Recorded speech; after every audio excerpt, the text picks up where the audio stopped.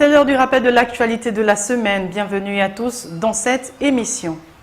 Éboulement mortel mardi dernier au quartier Kingele, à l'origine de ce drame, la chute d'un manguier causée par la forte pluie qui s'est abattue des heures durant sur Libreville. Bilan, 3 morts et de nombreux dégâts matériels. C'est un reportage de Kenyongori et Frendongo. Une femme, la quarantaine révolue, et 2 enfants ont péri ce mardi matin après un éboulement de terrain à Kingele. Le drame s'est produit aux environs de 8 heures dans ce quartier sous-intégré de la capitale gabonaise.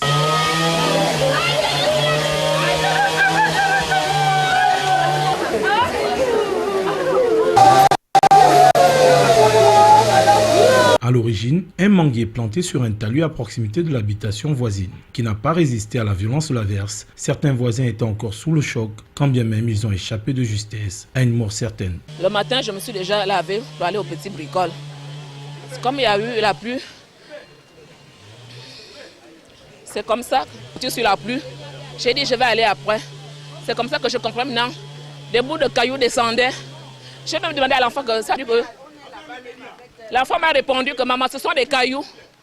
J'ai dit non, les cailloux là c'est trop. Si ce sont des cailloux, moi-même je vais aller voir. Je vais sortir, je vais voir si ce sont les cailloux. Quand je l'ouvre là, je pars sur le voisin. J'ai mon voisin. Quand j'essaie un peu de. J'appelle au voisin, Joey. Joey ne répond pas. C'est comme l'autre côté. C'était déjà trop tard. On ne pouvait plus sauver les gens. C'est comme ça que quelques membres de famille sont sortis. Un peu le reste. On n'a pas su. Ils sont sortis par le derrière de chez nous, par chez moi.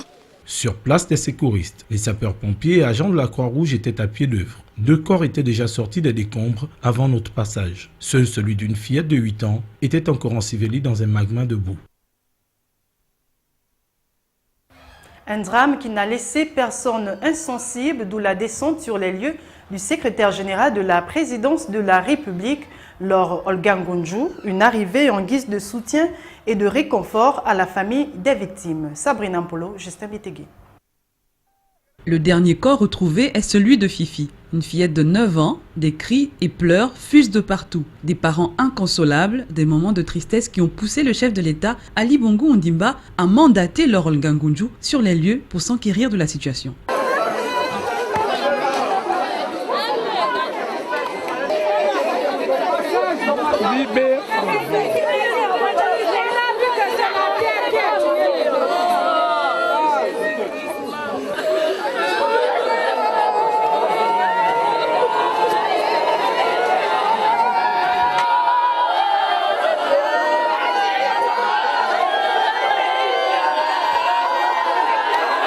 En bonne mère de famille, le secrétaire général de la présidence de la République, Laure Olgangonju, a compati à la douleur.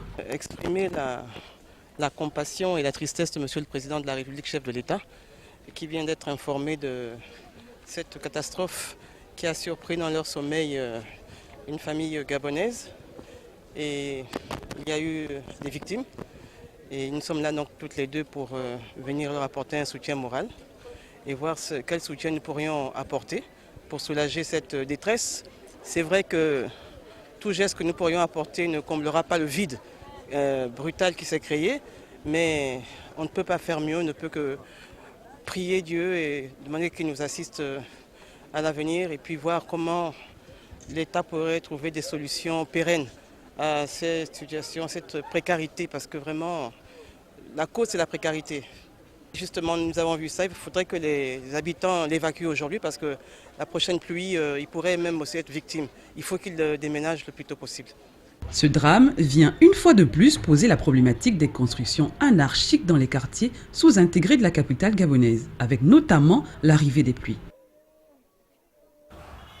Un peu plus gai dans ce rappel de l'actualité avec cet atelier au ministère de l'Intérieur sur la validation de la stratégie nationale de décentralisation et de déconcentration pour le développement local du pays à l'Orée 2018, une rencontre à laquelle prenaient part les experts gabonais et représentants du système des Nations Unies pour le développement. Le compte-rendu est de Kenyongori et Justin Bitegui. Autour d'une même table depuis ce mercredi, experts gabonais et partenaires du programme des Nations Unies pour le développement s'accordent sur la validation de la stratégie nationale de décentralisation et de déconcentration. Aujourd'hui, nous sommes sur la validation de ce développement de ce rapport final qui sera notre outil pour conduire la politique de décentralisation en République gabonaise. Pour ce faire, une loi vieille de 1996 réglementant la décentralisation ne connaîtra d'essor que cette année après sa révision. Depuis 1996, vous avez vu, vous avez observé le retard dans la mise en œuvre effective de la décentralisation, mais avec la loi, donc, nous allons avoir le cadre législatif qui va nous permettre de travailler et l'outil que nous allons valider à la fin de ce séminaire. Nous allons avoir là tout ce qu'il nous faut pour mettre en œuvre la politique de décentralisation. C'est une œuvre du ministère de l'Intérieur et des partenaires au développement qui vient en appui au pays pour l'aider à faire face aux défis de l'heure. Notre rôle est vraiment un rôle d'appui technique, d'accompagnement, de soutien pour tous les domaines de développement de politique, de stratégie, mais également au niveau local, d'appui direct aux communautés locales. Cet atelier, qui se tient sur 2 jours, vise à l'horizon 2018 à doter les collectivités locales d'une autonomie financière et participer pleinement à la croissance économique du pays. 80% de la production mondiale de cacao provient de 8 pays, tous regroupés au sein de l'Alliance des pays producteurs de cacao. Réunis en Assemblée générale il y a quelques jours à Libreville, il était question pour eux de trouver des solutions aux problèmes de récolte et d'approvisionnement des marchés en cacao. Reportage. Identifier clairement les défis de la filière cacaoyère pour une copale forte. C'est l'objectif de la 76e Assemblée générale ordinaire de l'Alliance des pays producteurs de cacao à Libreville. Cela permettrait de promouvoir et de renforcer la transparence sur le marché cacaoyère mondial.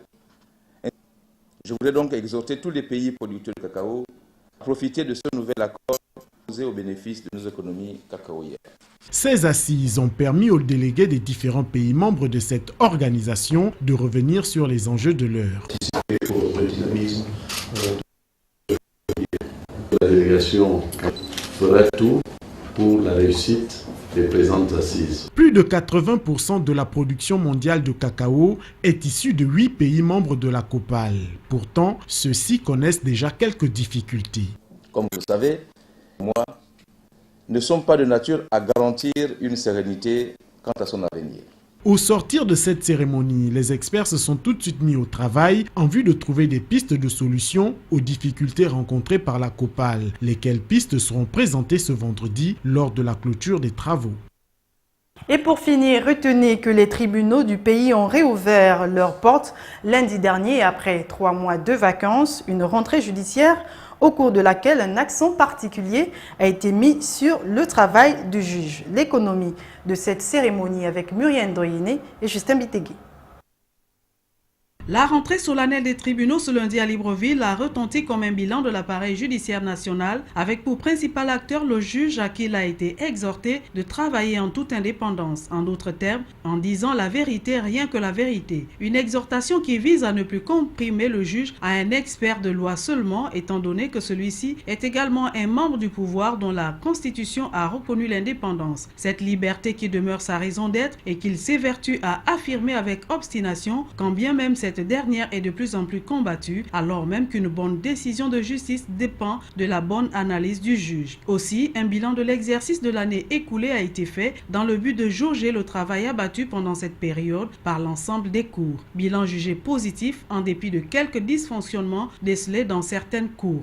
Des données chiffrées ont été évoquées. Au total, a-t-on appris que ces cours ont jugé en 9 mois 448 affaires sur les 477 enrôlés, un chiffre bien au-delà des résultats attendus et au-delà des jugements enregistrés entre l'année 2002 et 2010.